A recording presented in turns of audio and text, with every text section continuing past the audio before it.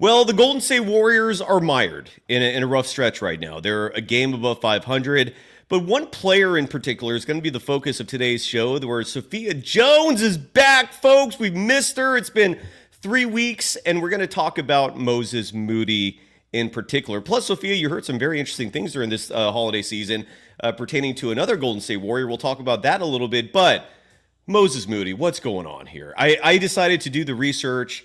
He was playing meaningful minutes and a meaningful role when the Warriors started the season 12-3. And now, even with all the injuries, he's still struggling to find time on the court. What's going on here? Let's talk about it. Sophia's back. I'm excited. Woo! It's the Golden Days, baby. They always find something to nitpick, and that's because there's expectations for us to win. It was a pretty crazy night.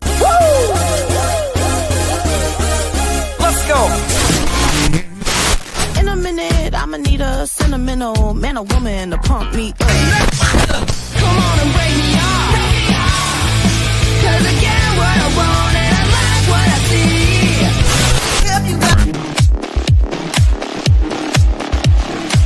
Happy New Year, Dub Nation, and those who don't call themselves that. Sophia Jones in the house.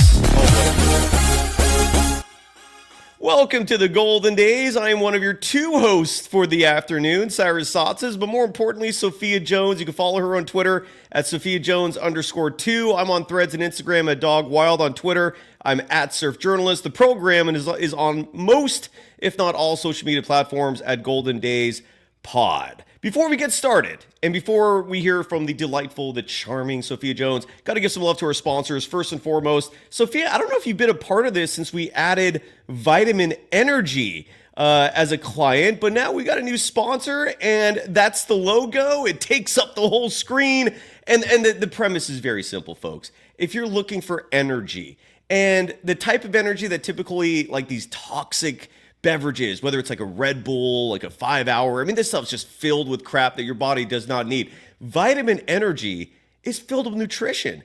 It's got stuff that's actually good for you. So not only are you waking up on a miserable Monday like today, this is one of the roughest Mondays I can imagine. My condolences to everyone out there who has to work, which is, I'm guessing, 95% of the populace. This is hard. I don't wish this kind of day on anybody, but we're all going through it.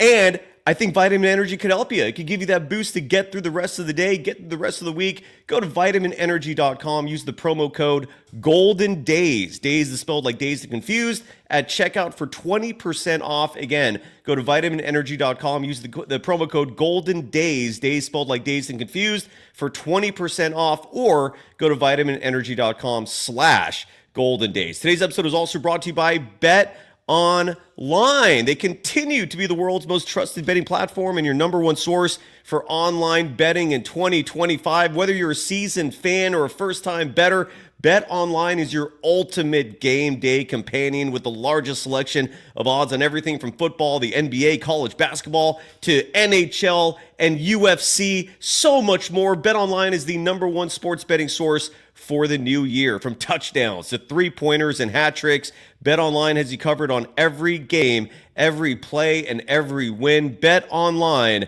the game starts here. And again, you can follow Sophia Jones on all social media platforms at Sophia Jones, not all of them, I'm sorry, on Twitter at Sophia Jones_2. Sophia, great to see you. How was your holiday season? And what is your reaction to the last 3 weeks with this Golden State Warriors team since the last time you were here? Because, oh boy, has a lot changed. Great to see you. It's great to see you as well. My holidays have been very enjoyable, and my initial reaction is just very reminiscent of how we started at the beginning of the season, and that we should have appreciated those days a little bit more. Yeah, I know. Well, we're the focus of today's show is going to be Moses Moody, and this all started because we've had an awesome new feature to our post-game shows, at least when the Warriors are playing at home. An old friend and colleague of mine, Ryan Leong, who has been in this media game even longer than me, He started about 2 years before me in about 1998. And so, we've always been in touch and whatnot. And he's still working in this industry at the scene. He's interviewing players. He's collecting information, attributions. And so now he's joining us for all these home post-game broadcasts, which is working out really well. And so Ryan and I talk, and I was talking to him a lot about how about Moses Moody and his usage, and how like his minutes are inconsistent, how it's year 4. So even my dog Bubs is getting riled up talking about Moses Moody, because there doesn't seem to be justice there or logic there pertaining to his minutes. And we're going to talk about what exactly has been going on with him early in the season and why we've seen the minutes dissipate. But first and foremost, I want to play this soundbite because Ryan Leong interviewed, or at least asked a question of Steve Kerr. Kerr makes himself available not just after games, but also before games. That's part of the responsibility of being a head coach in the NBA. You have to deal with the media on a very consistent basis. And so the pregame press conferences are usually light. They're relatively easy. You're asking questions about injuries, starting lineups, availability, and all that stuff. But our boy Ryan Leong asked Steve Kerr the question that has been on the mind of a lot of people, which is, what does Moses Moody have to do just to play? And so the question was asked, and here's Steve Kerr's answer pertaining to one, Moses Moody. Moses Moody, whenever he plays, does well, but his minutes always seem to be kind of limited. What can he do to earn more playing time? He's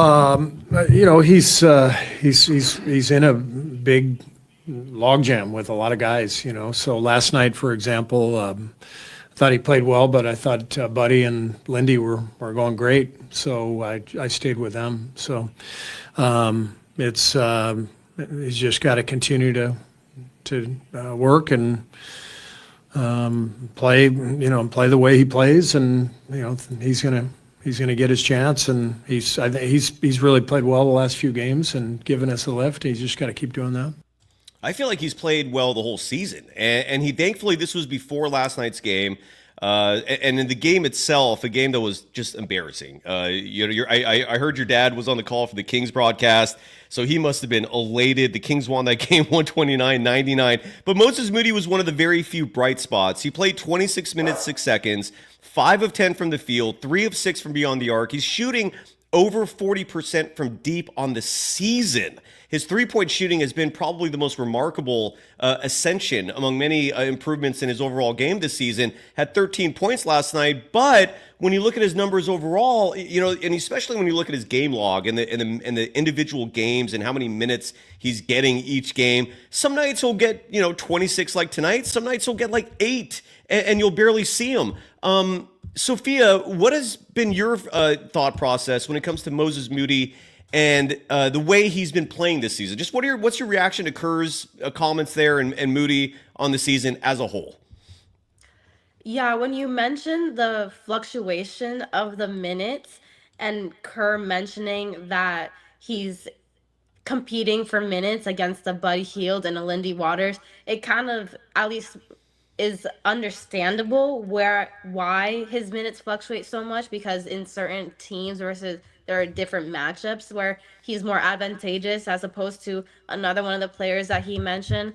But for me, with Moses Moody, he is just a very solid all-around player, to the point that he, like, whatever, what he's gonna bring.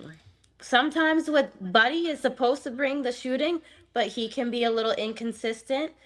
Lindy Waters, he's another player. He's a more on the consistent side, but Moses Moody is just very solid. So when you look at what he brings to the team and what he can give you on any given night versus any given opponent, that's where the fluctuation in minutes don't really make all that much sense to me. No, I don't think they make much sense at all. And side note, Buddy Hield, I think you were being very kind in the way you described his play recently. He's been struggling. Like, oh boy, talk about, like, if you're gonna point the finger at one individual, and I'm sorry, Buddy, I do apologize. I don't mean to put you on the spot here, but in terms of the Warriors starting the season 12-3 versus what's happened since, which has just been a disaster.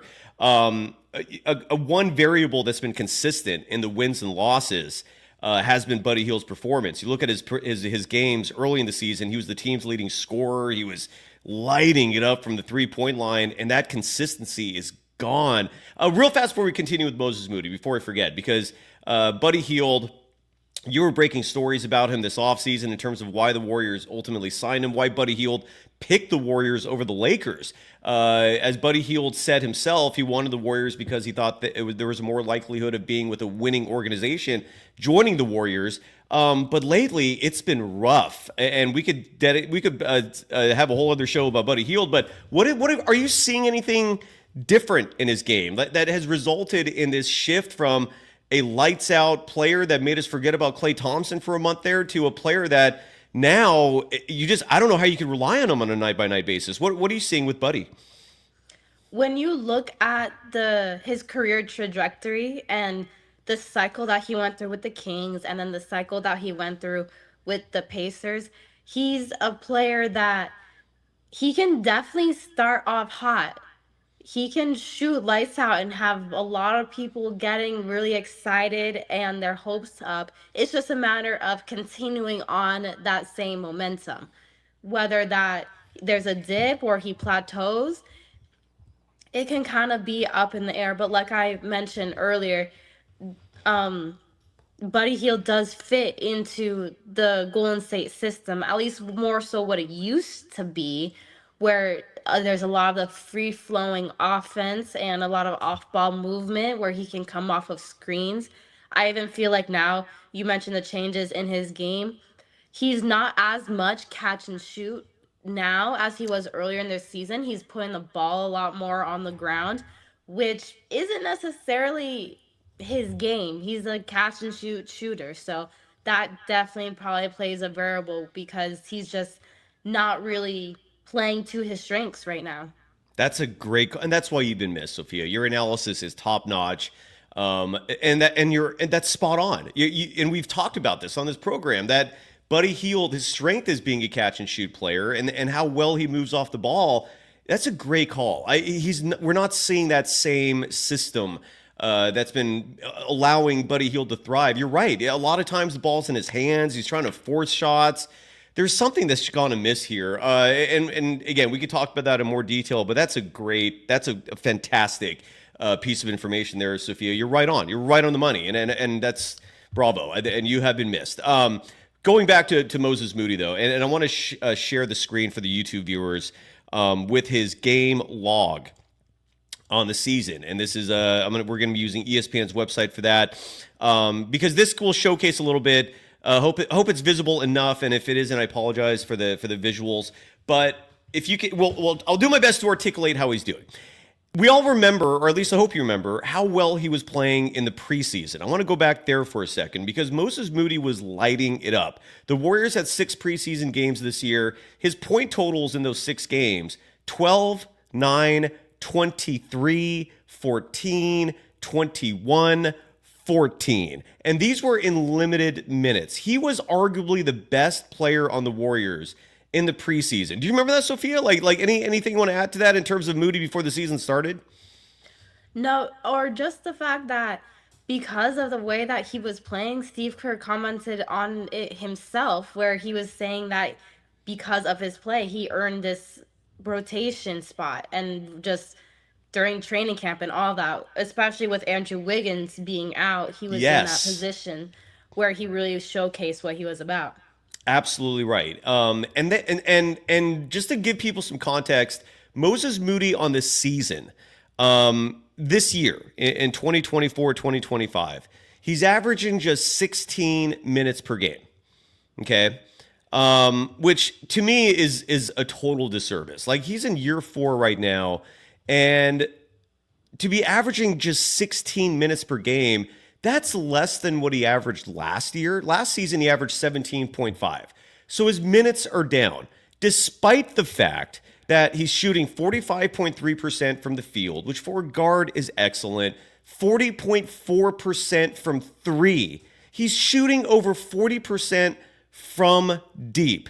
That's fantastic, all right? That is a damn good number. He's averaging 8.2 points per game. Now, the reason why I focus largely on this game log is because when you look back to the Warriors' strong start to the season, a season where their opening game, they blew out Portland by 36, 140-104. They blew out Utah 127-86. He played 15 minutes and 19 minutes respectively in those two games. They lost the third game of the season to the Clippers, and following that, you started to see some tweaks a little bit. Following that third game, Steve Kerr abandoned the starting five that I'd been advocating for, that I loved, which was Andrew Wiggins at the 2 position, Kuminga at the 3, Draymond at the 4, Trace Jackson-Davis at the 5. You have size with that lineup. Wiggins is shooting the ball well from deep. Kuminga is now finally showing what I've been arguing and advocating for 2+ years. That lineup is what I believe, when you look at this Warriors roster, is the most optimal.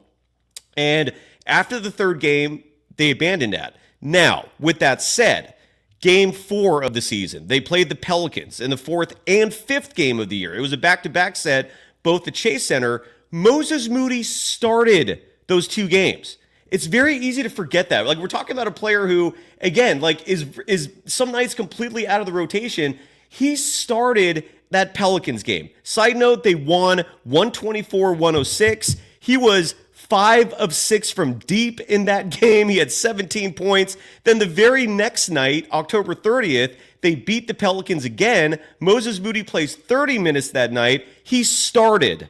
Now we fast forward to the month of November. They played the Houston Rockets, which was a thriller in Houston. The Warriors won 127-121 in overtime. Most people will remember that game for Kuminga and his heroics. But Moses Moody started that game, a game that they won. He was, by the way, a perfect 2 of 2 from the three-point line in that night. 9 points in that game. Next game, they were at Washington. Everyone's beating Washington. Moses Moody still started that game. All right? And they obviously won that game 125-112. So vibes were good. Then the Warriors traveled to Boston. All right? Guess who started that game? Sophia, it's a rhetorical question, but can you guess who started for the Warriors when they beat Boston in Boston? Moses Moody. Moses Moody. Moses Moody started at the shooting guard position that game next to Stephen Curry, and they won that game. Moody was 50% from 3. He was 3 of 5 from the field, did his job. And where it all started to slowly go down a little bit was they played that road game in Cleveland. They lost 136-117. That's fine. The Cavaliers are a damn good team, and this is where I think the Warriors need to make a personnel decision. Side note, Sophia, can you guess who did not start in that Cavaliers game? Moody. Moody did not start for an inexplicable reason. Moses Moody, despite the Warriors rolling at this point, they just beaten the Boston Celtics in Boston. But then you go to Cleveland, and Gary Payton II is starting in Moses Moody's place. Why? I don't know, but that's what happened. Then the Warriors played OKC in OKC, a game that they won. And I'm looking at the box score of that game, because I have all this stuff up also on my phone, just have everything around me. And Moses Moody did not start that game, but he did play 11 minutes. He was 1 of 3 from the field. The reason why the OKC game is pertinent, because that was the game where DeAnthony Melton came back from injury, right? A lot of people think that Melton was the reason why the Warriors had this incredible start to the season. All those games I just mentioned where Moody was starting, Melton was out because of injury. He came back in the OKC game. They did win, and Moody played a role off the bench. Then they played the Mavericks. They won. The Warriors also won that game and Moody was off the bench, but Melton was starting. And then soon after that, we began to see the slide of the Golden State Warriors. And Moody just was part of that. As the Warriors have struggled, Moses Moody has begun playing less and less. We never saw him in the starting lineup again, and he went from being a pivotal role player to a player that is now, like, some nights we see him a lot, some nights we don't see him a lot. So that's your Moses Moody summary to start the season. He was starting games, he was playing a huge part in these games, and for an inexplicable reason, he got phased out. I'm done talking for a minute. I even see people in the chat saying, shut the hell up, let Sophia talk, so I will. Go ahead, Sophia. What's your reaction to all of that? The floor is yours. Yeah, even when looking at that first stretch of the season when the Warriors were really rolling, one of the most pertinent themes that was going was the resurgence of strength in numbers of the Warriors. Moses Moody being a part of that and just playing into his role, not even necessarily exceeding, but really being that solid all around player that the Warriors need. And as the Warriors have dipped a little bit after that hot start, we've seen also a regression in that strength in numbers where a lot of these role players and the bench players, they're just not having the same spark to their play. Yeah, I agree with you. In your opinion, Sophia, especially after last night, Moses Moody played great. Again, I don't understand what happened there where Moody went from being someone considered as a starter and the team was winning. Like, this is the part that I don't understand is when the team is making decisions that results in success, like, why deviate from that? What would be your guess in terms of why Moody's been phased out here a little bit? Is that too hard? I'm sorry. I don't even know if I have a good guess. I would just say probably along the lines of what Steve Kerr said, where because he's in a position where there are a lot of other players vying for that same game time playing time, it's just hard, and depending on certain matchups, Steve Kerr is going to be preferential towards the veterans. So that would be my assumption as to why we've seen that dip in Moses Moody's minutes. It wasn't the game last night, but the game before that. Let me look at the Warriors schedule real fast because my memory banks are limited. But so that's what happens when you start getting older. The Golden State Warriors. It wasn't last night's blowout loss to the Kings. It was the game before that. I think the Warriors played the Memphis Grizzlies. Oh, they won that game. That was a good night. But Moses Moody didn't play that much in that game, which the Warriors won 121-13, and it was a fascinating win for the Warriors because you had Kuminga go down with injury. Stephen Curry didn't even play in that game, but Moses Moody only played 9 minutes in that night, which was really weird because he was 2 of 3 from beyond the arc. He scored 8 points in 9 minutes, which is a good rate, and then we never saw him. But one thing I did notice in that game, and this is my theory for why Steve Kerr just is not a good coach when it comes to developing young players. Moody blew defensive assignments a couple times in that game, where I forgot who he was defending, but they just blew right by him. And it's not something I consistently see, but Kerr, I remember, called the timeout and lost it, and I don't think we saw Moody much after that. My theory on why Kerr is just not the right guy for a team with young players, which is what's going to happen soon here with the Warriors. I don't think he has the patience. I think like with young players, and Trayce Jackson-Davis, case in point here, like he had a bad game against the Kings last night. Domantas Sabonis owned him, schooled him, did whatever the hell he wanted. And look, he's young. This is year 2 in Trayce Jackson-Davis's career. Typically, with a young player, and they're going to have rough nights like that, you kind of move on fast, and you try to teach them to forget about that, and you do so by just immediately having faith in them, giving them minutes again, starting them, and just moving on, right? But Kerr has very little patience, partly because he's in a win now mode. And so when young players screw up, which is what they're going to do, instead of letting them play through that, his patience is super short. And so he'll give them the yank, and he'll replace him with another player that he thinks is going to do better. And unfortunately for these young players, that stunts their development. That is my theory. I don't know. Have a better one. I can't think of anything else in terms of why these younger players get these herky-jerky minutes, but that is my belief. Is my theory, does that make any sense to you? Anything you want to add to that, Sophia? It makes a lot of sense just with the logic of there's only so much that you can expect from a developing player if you don't instill confidence in them, one, and also just give them minutes to be able to play through some of those mistakes. Yeah. No one's going to play perfect, but there's going to be a difference if you're on a short leash or a long leash, essentially. And if they're on a short leash, they're going to play like that. Yeah, I wholeheartedly agree. Traveling Urquidez going to a somewhat extreme here, saying that the team is lacking leadership. You see these examples in companies and military commands. When there's no trust, everything starts to fall apart. Again, that might be extreme. I don't see a team, Sophia, that's starting to like turn on themselves, that's starting to question anybody who's at the top. I'm not seeing that thankfully. I think this is a team that is unified. Although, I don't know, you tell me, because you also have sources. Is everyone happy with the Golden State Warriors, at least from what you're hearing? What are your thoughts on that? Yeah, when I talked to one Western Conference scout in mid-December, he said actually that Jonathan Kuminga is still a little unhappy with his situation. That obviously could have changed in this past couple weeks. Like I said, I learned this information a bit ago, Yeah. but it's not a situation where we're seeing it is imploding like we're seeing with the Miami Heat a little bit.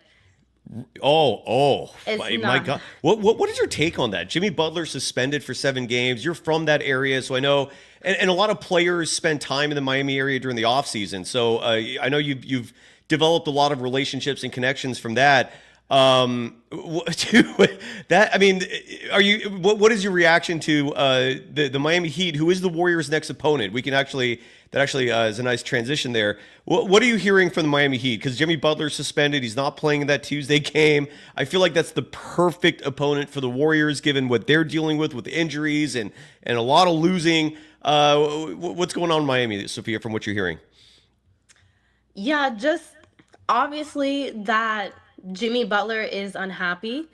I've actually heard from that same Western Conference scout that I mentioned that Golden State could be a potential landing spot because Jimmy and the GM Mike Dunleavy both play with each other in the league, so that's a potential connection that could come to fruition. But overall, the situation is just a lot of butting heads on both sides from Jimmy Butler and his team, as well as Miami Heat front office.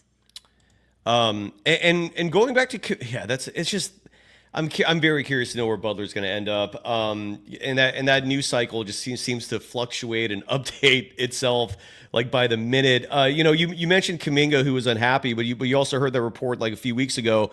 Kuminga posted had that post on Instagram, and it was also on Threads, where it was like a lot of subliminal messaging there. I don't know if you saw that as well, but the reason why I bring that up is because I would guess that right around the time he posted that is when probably you heard that he was unhappy. The good news is he's been getting consistent minutes since then.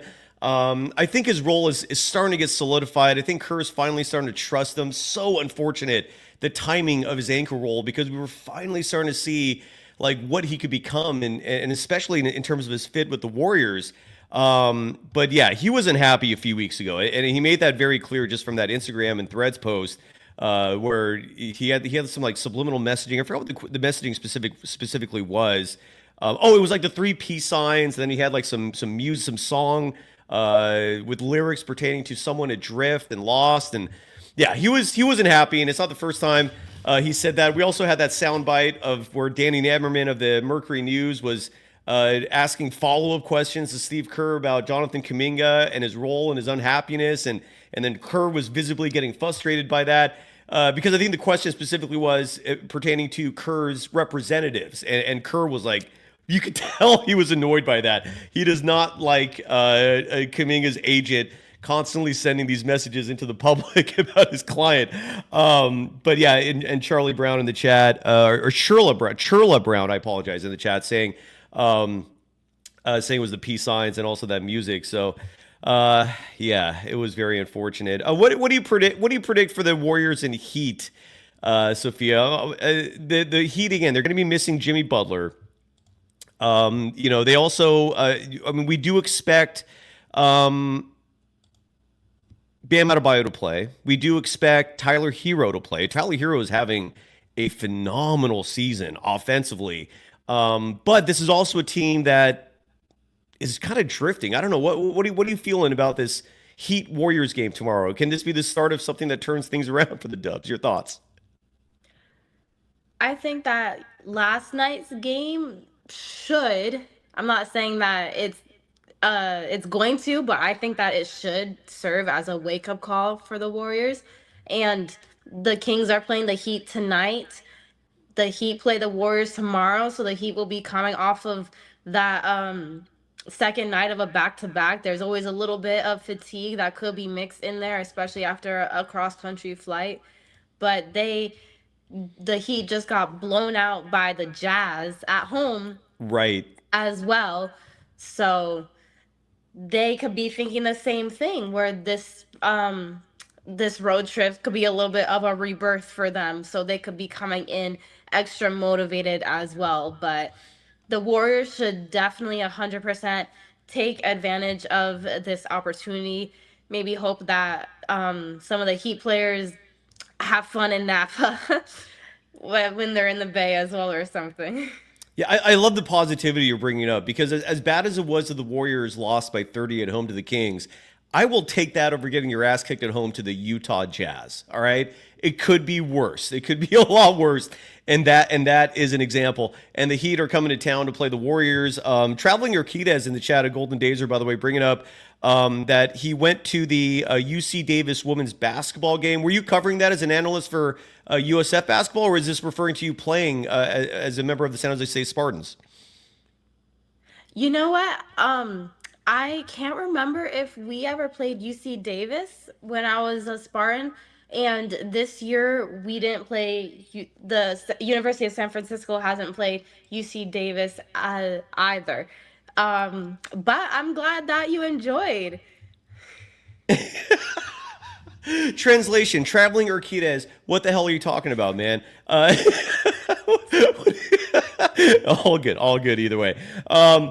Well, again, the Warriors are taking on the Miami Heat tomorrow. I'm real fast. I'm going on BetOnline right now to see what the spread is, because if this feels right, I will tell you folks to bet on it and win some money.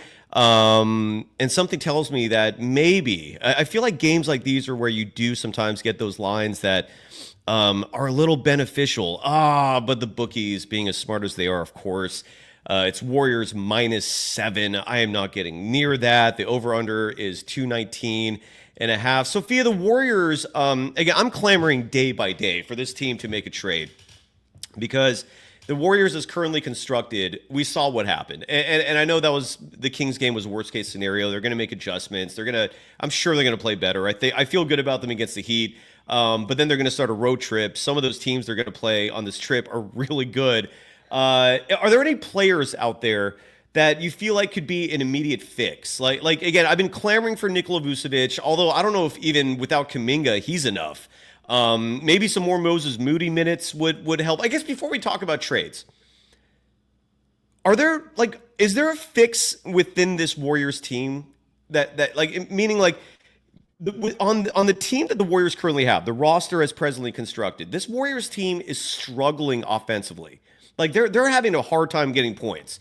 They'd scored just 99 points in that game last night. The fact that they're having a hard time cracking 100 is concerning. They scored 99 again last night. 4 games ago, they scored 95 against the Cavaliers. They scored 92 against the LA Clippers.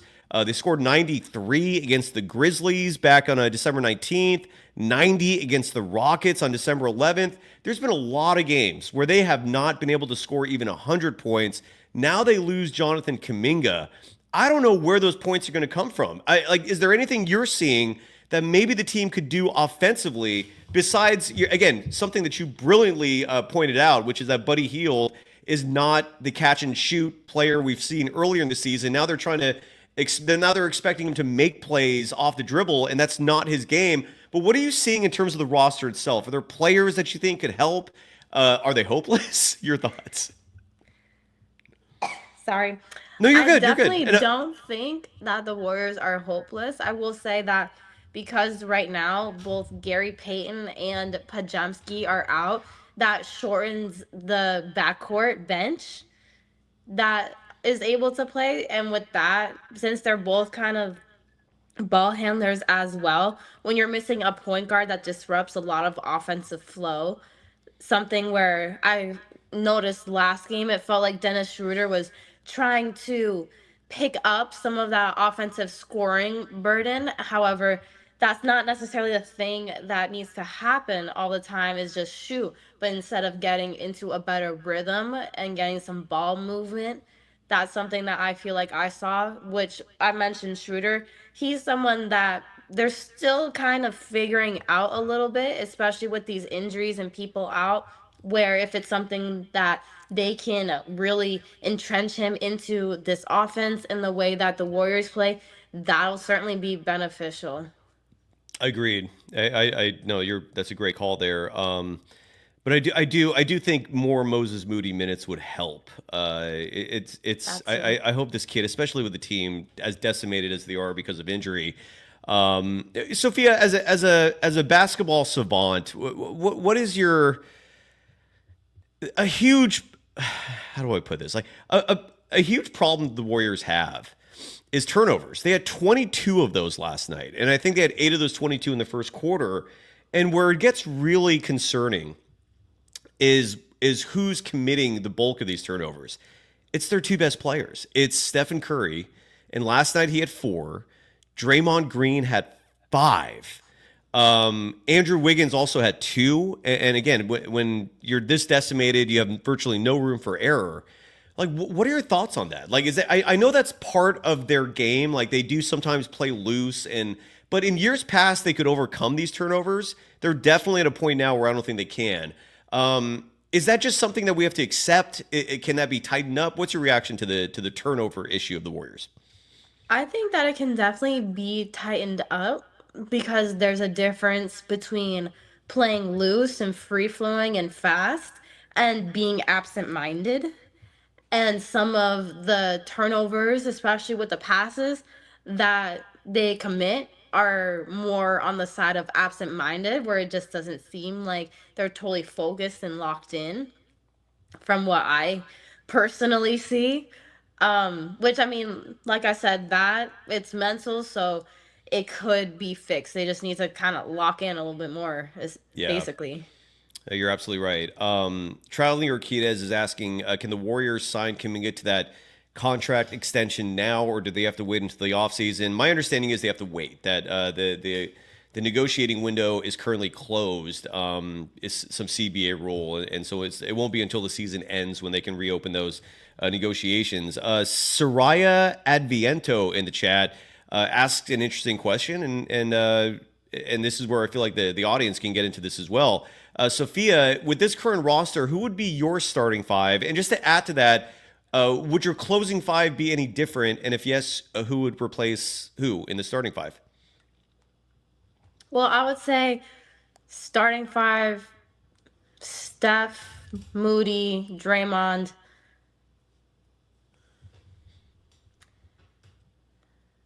Wiggins, definitely.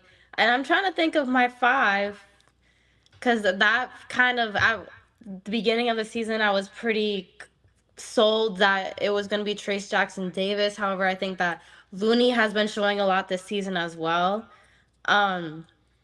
Right now, I might go Looney. So and so I, you would abandon Trace Jackson Davis as your starter? You think Looney would? It's okay. I'm not judging. I'm just curious. Yeah.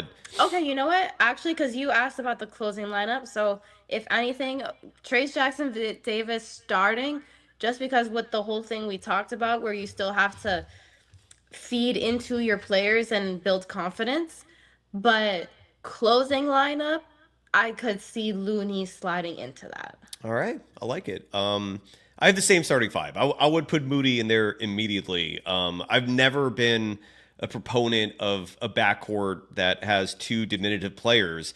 And once upon a time, common sense used to prevail. The team traded Monte Ellis for that exact reason, and for some reason now it's like everyone's just accepting it because Kerr's doing it. I don't understand it. Yeah, I agree. With the current roster with Kuminga out, I would, and especially given what we talked about earlier in the show, given Moses Moody was starting games and the team was enjoying success as a result of that, put him back in there. Why not have Moody as your starting 2 guard? Have Steph, Moody, Wiggins, Draymond, and Trace Jackson Davis. What I would add to that too is the coaching staff needs to do some tinkering so that Steph and Wiggins, one of those 2 should always be on the court. Those are your two best offensive players. And I noticed a lot of stretches in last night's game where they were both off the court. And there was an expectation that Dennis Schroeder could be the catalyst for your offense on his own.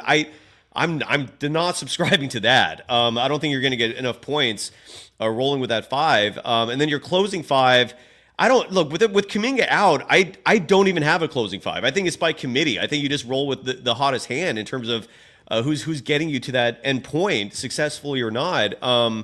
But the Moody minutes have to change, because as of right now, like, I thought this soundbite was going to be retired after Moody got his contract extension, and now I feel like I'm playing this every night again. I mean, it sucks. Yeah, it does suck, Moses. I don't want to play that soundbite anymore. I want us to be watching you consistently and play some serious minutes. Sophia, any final thoughts as we wrap it up? Is there anything going on in the WNBA? I'm guessing this is the middle of the offseason where players are relaxing, doing their own thing. Any news to break there, or is this is V for Valkyrie on current hiatus until the action picks up? Yeah, there's no really WNBA news, but I wouldn't say that the players are relaxing. A lot of them are either playing overseas or in the new league that is actually starting up this year. That's 3-on-3, that's called Unrivaled. So a lot of the top WNBA players are actually in that league. All their games will be on TNT. So we just found out they had media day the other day. So that's Really? yeah, so that's something that'll be starting up soon. Again, it's 3-on-3 league with some of the best women's basketball players in the world. So that'll be Oh, I starting love up on it. TNT soon.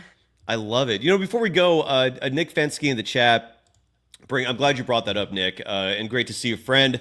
Nick Fensky, a famed actor. Go check out his IMDb page to see what TV shows and movies he's been in. Nick brings up a player that I saw a report, for some reason, Clutch Points, a publication that's been known for most of their existence for making just funny memes and some awesome social media content. But they now have this individual on their staff. Maybe he's always been there. I don't know. His name is Brett Siegel, who drops a lot of interesting nuggets pertaining to rumors. And I don't know if he's become that effective of an insider. If he has, bravo. But he had a report today that mentioned that the Warriors could be included in the Jimmy Butler sweepstakes. Was it Jimmy Butler, Nick? I don't know if you want to add to that. I'm kind of forgetting now who that third team was, but the Warriors were named as someone who could be a third team in a trade where they end up with Aaron Nesmith of the Indiana Pacers.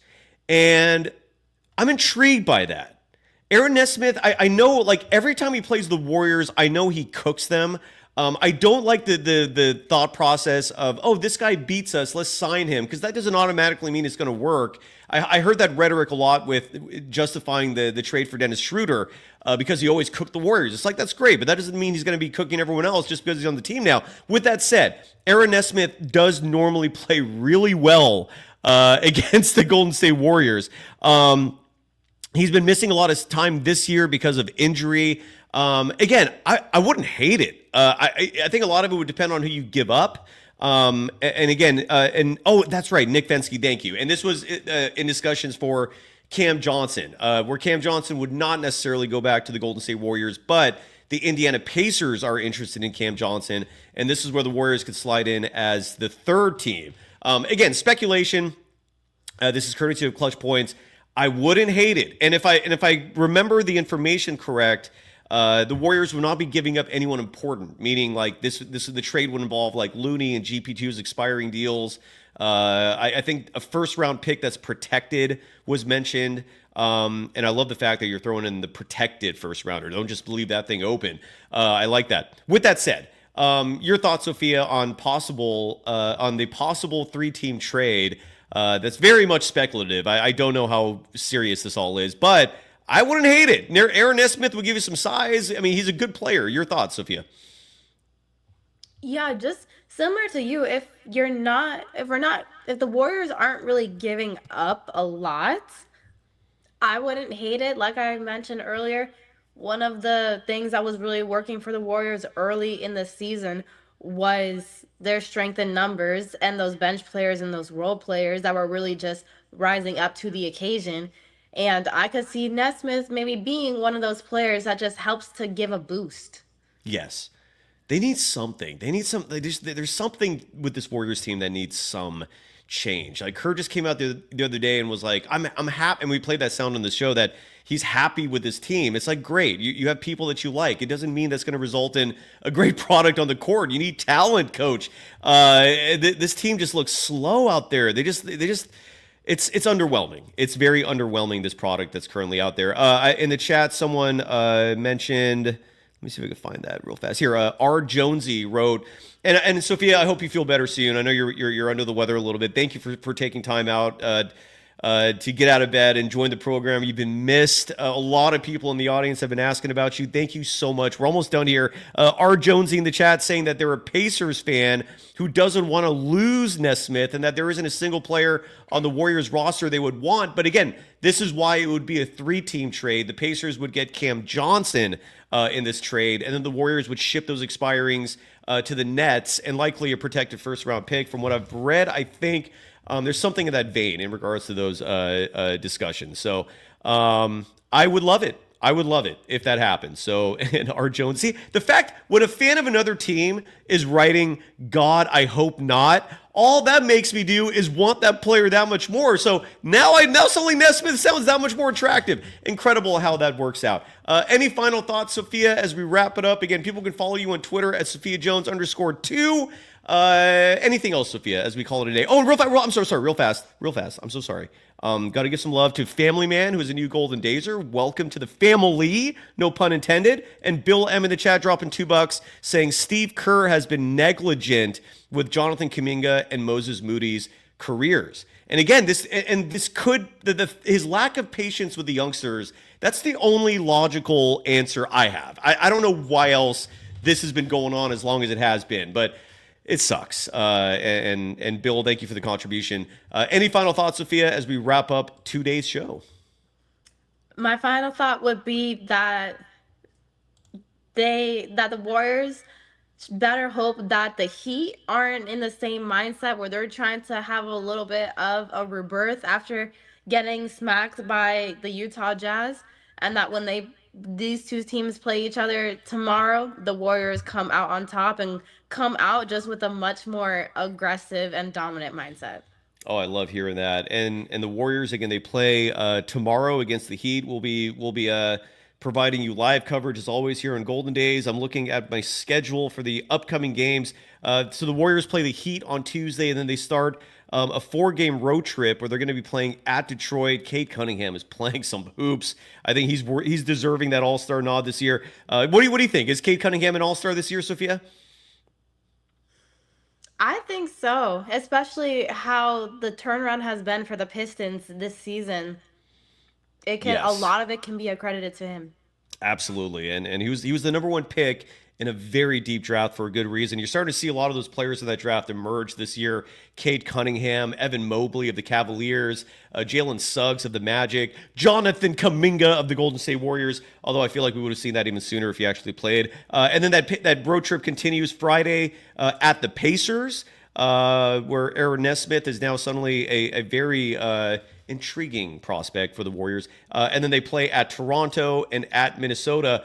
Normally, I would be very optimistic with that road trip, but with the Warriors currently mired with injuries and aging and I don't know if dysfunction is the right word, but there's something amiss there, and we shall see. But Sophia, you join us every Monday. There was a whole reason I even looked at my phone to begin with to see when what next Monday was, and next Monday it's open. So 3 p.m. Are we going to have you? Do you have commitments with USF? I don't think so. No. All right. Yes. Okay, good. So we got you back. All right. Yeah. So Sophia Jones will join us next Monday at 3 p.m. like usual. I guess that's it. Are we good? Are we done? I think so. Okay, go get some rest. Drink lots of tea. Drink the fluid thing does have validity to it because you're flushing all that crap out of your body, and it's where you want to get some vitamin C with bottle of Pedialyte right there. There you go. Vitamin Energy, the sponsor of this program. You're getting vitamins as well, in addition to some energy. Although I don't know if you want energy, you probably want some tea or something to just rest. So I hope you get better soon, Sophia. Thank you as always. Thank you to the audience. Feel better, and I hope the Warriors are better as well. Are we good? We're done. Bye bye. Yeah. Bye bye. Bye bye.